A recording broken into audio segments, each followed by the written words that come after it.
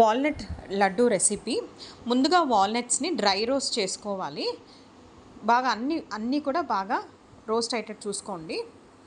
ఆ తర్వాత కిస్మిస్ నాకు అవైలబుల్ ఉంటే వేస్తే మంచిదండి.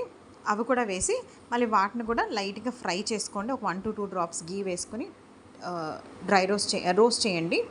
తర్వాత ఖర్జూరము అంటే డేట్స్ కూడా వేసి మొత్తం 3 కలిపి రోస్ట్ చేయండి. బాగా కలపండి, మిక్స్ చేస్తూ ఫ్రై చేసుకోండి.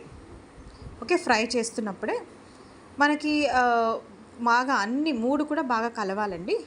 బాగా ఫ్రై చేస్తుండగా మీకు కుదిరితే కొంచెం గీ వేసుకోండి. అంటే నేను కొంచెం ఎక్కువ వేసాను గీ పొరపాటున, మీరు కొంచెం తక్కువ వేసుకోండి. మీ ఇష్టం, మీరు ఎంత కుదిరితే అంత దాన్ని బట్టి వేసుకోండి. నేను కొంచెం 1/2 టీ స్పూన్ సరిపోతుంది. బికాజ్ వాల్నట్స్కి బేసిక్గా ఆయిల్ ఉంటుంది. సో చూసుకొని వేసుకోండి. గీ నాకు కొంచెం ఎక్కువ అయింది. సో మీరు చూసుకొని గీ వేసి మళ్ళీ బాగా ఫ్రై చేసుకోండి.